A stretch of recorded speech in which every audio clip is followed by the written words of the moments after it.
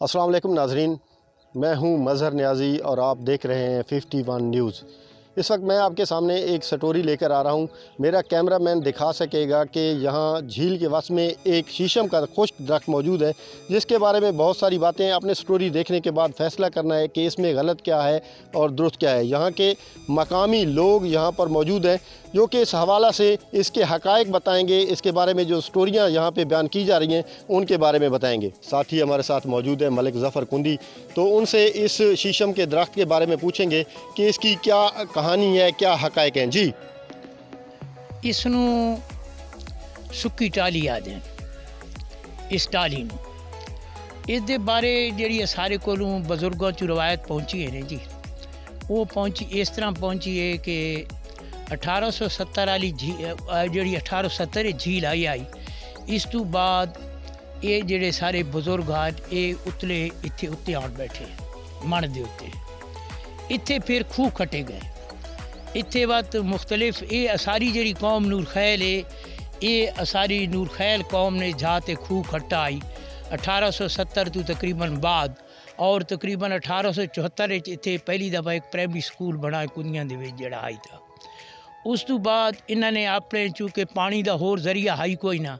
ये सारियां जड़ियाँ सारियां कुंदी बिरादरी दियाँ खैलियाँ कौमां हैं, इन्हें जहाज उत्ते खूह खट्टे क्योंकि नहर दा तां बनी कोई ना आई, कोई होर पाशी का जरिया कोई ना आई। इस तरह ये नूर खैलां वाला खूह जिथे तुम खलोते हो, ये नूर खैलां दा खूह आई। इस तो परू हुसैन खैलां दा खूह आई। इस तो बाद ये मतलब कतावले हैं उन्हों दा खूह आई, फिर सुंबलां दा खूह आई, फिर कलियारां दा, भुट्टां दा। इस तरह सारियां कौमां ने तले जिहड़े हैं ये अपने कुएँ खोदिया है आप पाशी वास्ते, और वो तकरीबन 70-80 कनाल 100 कनाल जिहड़ा रकबा होंदा आई उहदे नाल काश्त करके ते मुख्तलिफ किस्म दियां सब्जियां ते फसलां ते अपने यहाँ गुजारे दियां उगाने हैं। तो ये तकरीबन इस जहाज ते जिहड़े है ये नूर खैलां दे जिहड़े सारे बुजुर्ग हैं ये दसैंदे हैं। इस जहाज उत्ते सारियां असां 8-9 टालियां जिहड़ियां हैं सारियां इस जहाज उत्ते असां राधियां हैं, और ये तकरीबन सारां तो वड्डियां टालियां शुमार थींदियां हैं इत्थे कच्चे दे विच। फिर ये होया कि इत्थे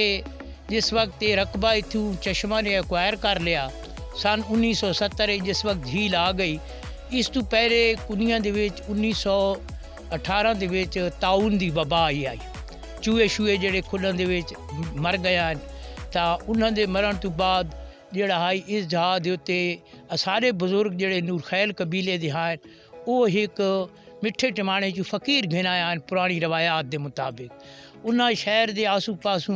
इन आदन कि उन्हें एक कड़ा जहा रखा आई, और वो जी वबा है ख़त्म थी गई आई। और इस तो बाद उन्हें पीरां नूं जिहड़ा है बतौर तोहफा जिहड़ा है तकरीबन ये टाली के इर्द गिर्द तकरीबन जिहड़ा रकबा पिया है 1 किला ज़मीन का उन्होंने मतलब इंतकाल कर दिता है हिबे के तौर पर।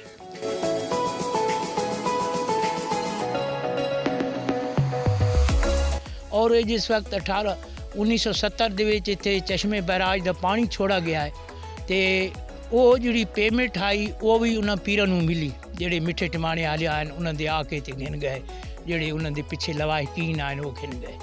लेकिन ये टाली जिहड़ी आई ये टाली असां इस गल्लों न कट्टी गई, सारे बिरादरी ने फैसला किया चूँकि ये असां एक तोहफे दी आई और पीरां वाली टाली आई। बाकी 7-8 टालियां असां कट गिद्दियां, और ये टाली जड़ी है ये टाली इस वजह नाल कोई ना कट्टी गई, और शायद पाकिस्तान के दरियावां दे विच वाहिद सुक्का दरख्त है जिहड़ा अज ताईं उस हालत दे विच ये दरख्त जिहड़ा है तो ये मौजूद खलोता है। ये इस टाली की पुरानी सारे कोल जिहड़ी हिस्ट्री पहुँची है, और ये तकरीबन 150 साल तो ज़्यादा अरसा है, क्योंकि सारे असां थी गयो से सारे बुजुर्ग थी गए, सारे इस तो उतरे जिहड़े बुजुर्ग हैं ये तकरीबन 150 साल तो ज़्यादा अरसा थींदा है, जिहड़े कि ये टाली जिहड़ी है इस वक्त उस वक्त दी ये टाली 150 साल तो ज़्यादा अरसे दी ये टाली मौजूद खलोती।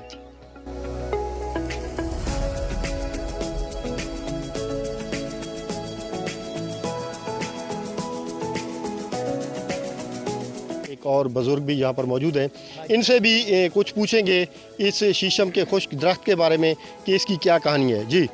बिस्मिल्लाहिर्रहमानिर्रहीम। یہ ٹالی جیڑی ہے عرصہ میری عمر تقریباً اس سال 62 سال ہے. یہ 62 سال تو میں دیکھ رہا کہ اسی طرح سکی ٹالی جیڑی اتنے موجود ہے جی. اس دے بارے سانو جیڑی ہسٹری ہے نا جی وہ یہ ہے کہ جڑا یہ کنڈیاں دا شہر ہے اس تو پہلے سن 1748 تو پہلے جس وقت کہ نادر شاہ درانی اتنے آیا ہے اس تو پہلے اس جگہ دے اتے جیڑی جگہ دے اتے ہمت شاہ دا شہر آباد ہے اس جگہ دے اتے تلویں پاسوں کیونکہ اصل شہر دریا برد ہو گیا ہے اس جگہ دے اتے موزم خان گکھڑ آیا ہے اور موزم خان گکھڑ آ کے تے اس نو یہ جگہ بڑی پسند آئی اور یہ تساں جگہ دے دیو کہ یہ این وہ جڑا کنارہ نہیں کھلوتا گھنڈیا اسٹیشن دے سامنے تے یہ ایریا اس دے وچ جڑی ہوا دا رخ ہے نا یہ پکا جہاں تے بارش تھیندی ہے کل پرسوں تھی ہے تے اتنے بارش تھی ہے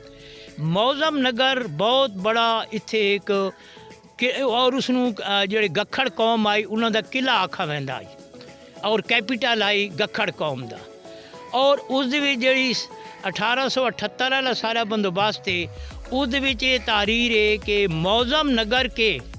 جانب جنوب مغرب کندیاں کا شہر آباد تھا جس میں 4 وڑیاں بڑی کندی بڑی میانا بڑی کلیار جخور بڑی سنبل یہ 4 وڑیاں اس جگہ دوتے جڑے 1878 دے وچ یہ 4 وڑیاں ہیں اور یہ جڑا تساں موجودہ شہر پہ دے دیو اس تو پہلے وہ شہر تقریباً 3-4 میل مغرب کی طرف موجودہ شہر تو تلے آئی یہ پھر جڑے 1878 والی جھیل آئی ہے اس جھیل دے وچ یہ شہر پورا جڑا ہے دریا برد ہو گیا ہے اور یہ تساں دے دے پے ہو کہ یہ پرانا کندیاں دا جڑا شہر ہے یہ سامنے اس دے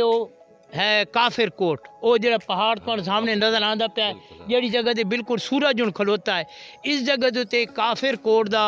شہر جو سامنے جتے سورج بالکل نظر آ رہا ہے اتھے راجا بل تے راجا ٹیل دی حکومت آئی اور یہ ہندوؤں دی سب تو پرانی اتھے تہذیب آئی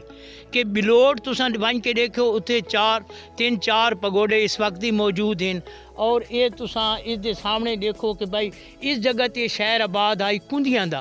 اور اس دے بارے ایک منشی رمضان ہے اس دی تحقیق دے مطابق اتھے سونے چاندی دا زیادہ کاروبار ہے کندیاں دے وچ لیکن اس شہر وچ نہیں جڑا شہر اس تو تلے آئی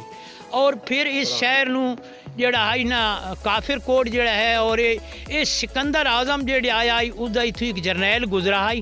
اس نے اس نو ہی اگ لائی آئی جڑا ہندوؤں دا آئی اور جڑا بلوٹ والا قلعہ ہے اس نو ہی اگ لائی آئی اور اس دے جانب جنوب مغرب یہ کندیاں دا شہر جڑا ہے یہ تساں یہ اندازہ کرو کہ 1748 تو پہلے یہ شہر آباد آئی پھر جڑے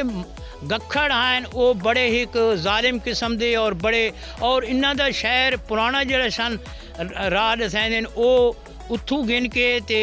جڑی جگہ تے ہمت شاہ دا شہر ہے اس تو گن کے تے کندیاں اسپتال تائیں انہاں لوکاں دی آبادی آئی یعنی انہاں دا کیپیٹل جڑا موزم نگر آئی گکھڑاں دا یہ آئی پھر جس وقت ہیبت خان نیازوی گورنر آئی ملتان دا نیازوی قوم نو گکھڑا نے دھکیل چاڑی اور شمال دی طرف وہ موسیٰ خیل میاں والی اس طرف چلے گئے گکھڑ قوم اس علاقے دے ساری انہوں دی رول کریں ہیں پھر جڑے لے باقاعدہ 1748 دے وچ احمد شاہ ابدالی جڑے لشکر نال آیا ہے اس موضوع جڑا ہیبت خان نیازوی آئی اس دی امداد دے نال یہ جڑا شہر موزم نگر آئی اس نو اس اگ لا دیتی اور پورا شہر جڑا ہے اس ویران کر چھوڑا اس دے ہن جڑے ٹریسز ہیں جڑا سخی پتنگ دا مزار ہے